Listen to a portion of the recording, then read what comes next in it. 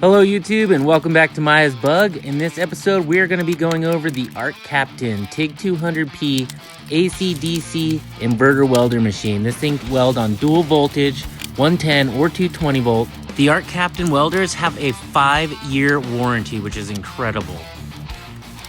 This will be my first time running a foot pedal. I do highly recommend, if you're new to TIG welding, to run with the finger trigger, and once you get used to that, then you can move on to the foot pedal.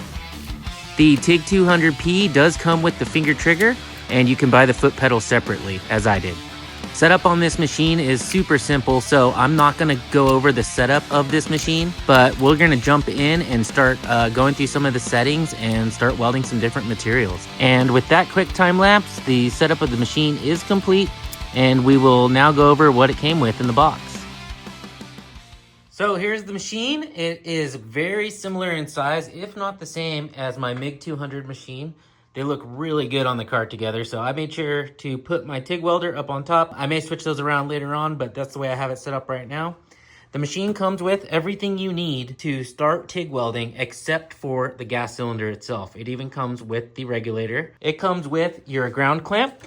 Very similar to the MIG welding one. It's very nice quality. Over here, we got our TIG torch. The TIG torch is a WP26. I already put some of my consumables on here because I like to use these gas lens kit, but this is the kit I like to use, a number 12 cup. And I've got blue tungsten in here right now, but this is from Arccaptain. And it comes with the thumb trigger or the finger trigger in order to start the high frequency start.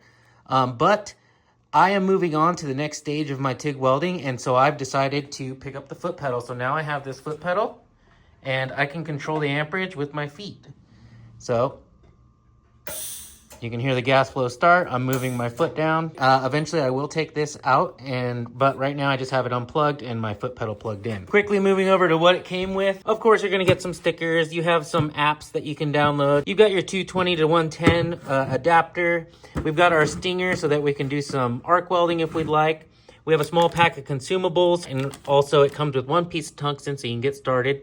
And the foot pedal also comes with another cable, so that way probably you can go to different machines, but it comes with 2 cables, one that you need for the Arccaptain, and then this one would probably adapt to a different machine. Of course, you got your user manual, and then these are all my consumables that I like to use. I highly recommend for new guys to get the glass cup. That way you can see a little bit better what you're doing, and also to run a gas lens kit. I run all gas lens, and these are the best coverage on your weld so you don't get any oxygen contamination. So with that being said, we are going to move on, and we're going to weld 3 different materials today. We're gonna weld mild steel, we're gonna weld aluminum, and we're gonna weld stainless steel. This is my first time ever using the foot pedal, so I am gonna have to get used to it a little bit, but we're gonna go over some of the settings for the different types of materials. And so let's just get started and see how we do. We'll probably start with the mild steel because that's what I'm used to, and then we'll probably move on to the stainless and then the aluminum. One other thing is you wanna make sure that you're running 100% argon, and right now I'm running at 20 CFH. The cool thing about this machine is right on the side of the machine, you have all your recommendations for the different materials and different thicknesses.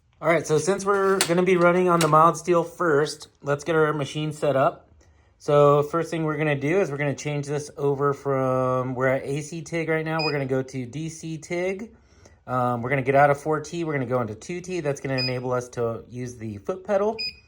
That's for spot welding. There's our 2T. So pulse, we're not gonna do any pulse right now. We're gonna use the foot pedal to pulse. But if we wanted to, we can go yes, and then we can set up our pulse parameters. Right now we're gonna go no, and that's all we gotta set up there. So in order to change our pre-flow, our amperage, and then our post-flow, we're gonna push down on this, and we're gonna turn here. So there's our pre-flow. We're gonna push again. Our pre-flow we're gonna set at, let's go 1.5 seconds. So that changed that. Now we're gonna go into our amperage. Since we have foot pedal control, we're gonna set this above what we need. Right now we're welding 1/8 inch material, so I'd normally set that at 120. So let's set it at 120, let's go 130, so we have some extra there. So that's done. Now we're gonna go over to our post flow. Post flow, we're gonna set, and we're gonna change up to, let's go 4 seconds. For post flow, that'll give us good time to cool off our weld, and we are set and ready to go. So we have 130 amps, we have 2 seconds on pre-flow, 4 seconds on post flow, and we're ready to go.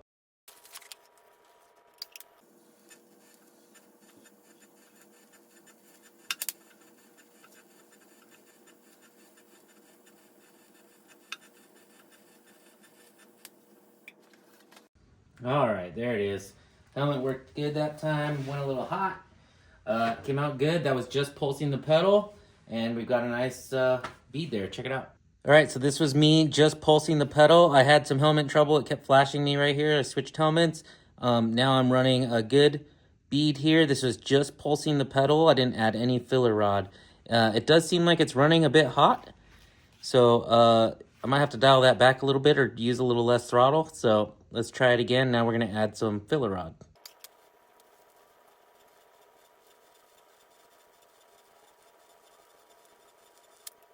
All right, so there it is with the filler rod. You can see we have a lot more material to play with there, and we're getting a little bit more of a mound instead of a concave. So it does come out a lot better. You're gonna get a stronger weld with the filler material. So now let's move on. I'm gonna turn down the heat a little bit because I feel like we're running a little bit hot, maybe a lot hot, but we're gonna run it down a little bit and then we're gonna try it again.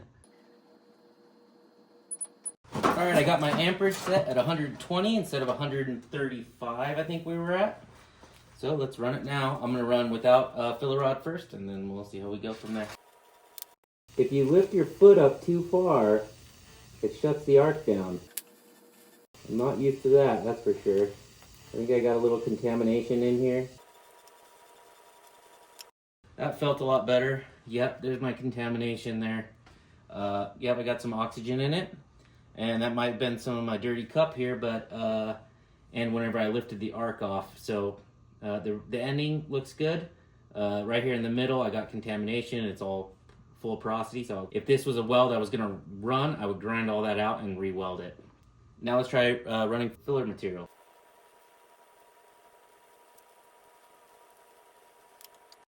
Okay, there it is with the filler material. I do like it with the lower setting a lot better. This is running at 120 amps. So, I mean, this whole piece of metal is just getting really hot because of the way I'm using it, but the bead looks a lot better. It's a lot smaller and more controlled. So I do like this setting the best. I would run this at 120 amps instead of 135. I think that was too much for this thin material. So let's move on to stainless. Okay, for the stainless, I am gonna turn the voltage down a lot more, the amperage a lot more, because this is very thin material. So we're gonna turn this down. All right, we're gonna try this at 45 amps first.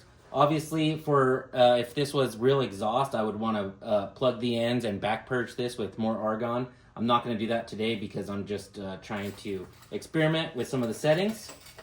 But first thing I need to do is get this thing tacked together.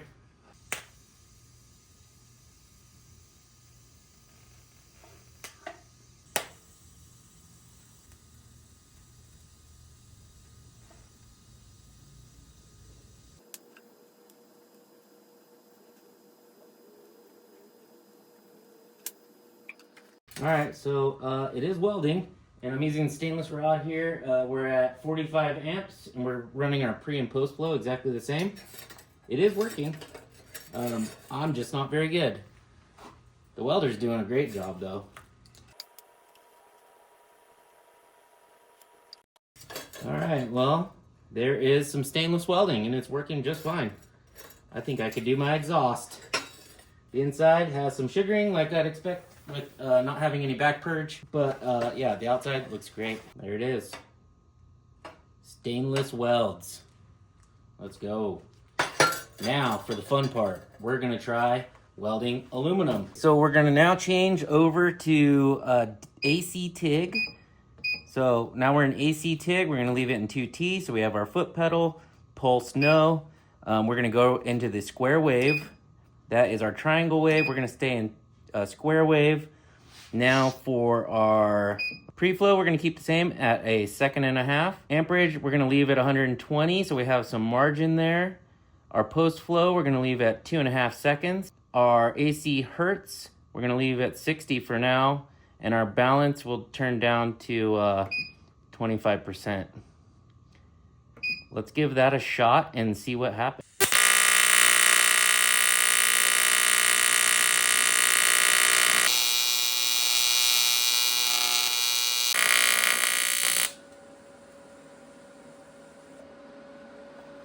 I honestly feel like I gotta turn it up.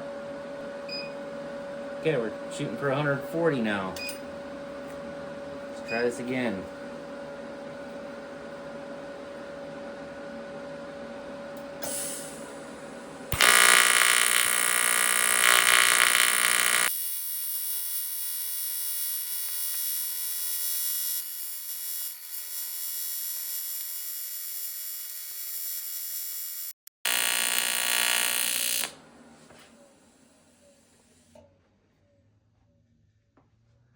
That's not too bad.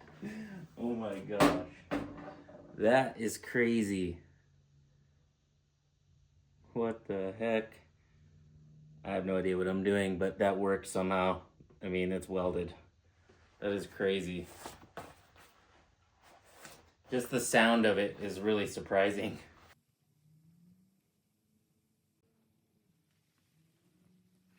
Okay, that didn't come out too bad, but we're going to try a couple different settings here. We are now going to try changing our AC balance. So we're going to go from our hertz. We're going to take that up to 120 hertz. Let's give that a shot. And then we're going to change our AC balance to 45%. And we're going to run it again. Let's do it.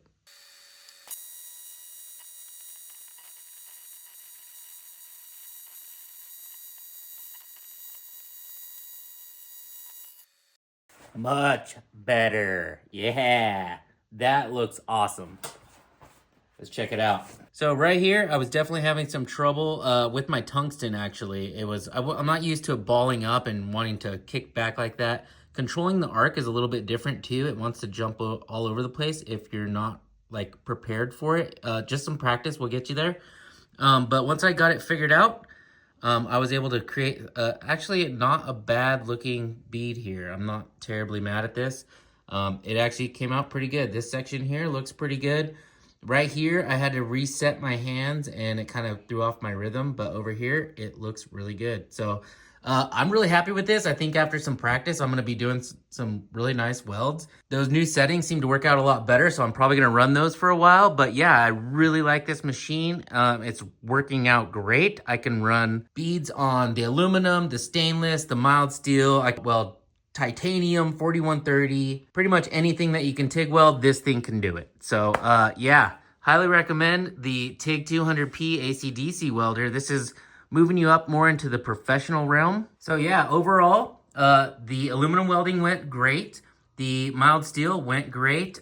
And then my stainless steel came out fine. I was actually pretty happy with that. This Arccaptain TIG200P is working great. I really like the machine. It comes with everything you need, and that made me really happy. I didn't have to go buy anything else to make this work that I didn't already have. So I will be kicking out the Vevor TIG200, and this will permanently be staying on my cart. If anyone wants to pick up anything from Arccaptain, put in discount code MiahsBug and you can get a 5% discount on everything you buy. Well guys, that's going to wrap up this video. My overall impressions of this welder is I like it very much. I do highly recommend it. My favorite part about this welder is it gives you a license to learn. The limiting factor is no longer the machine, it's you.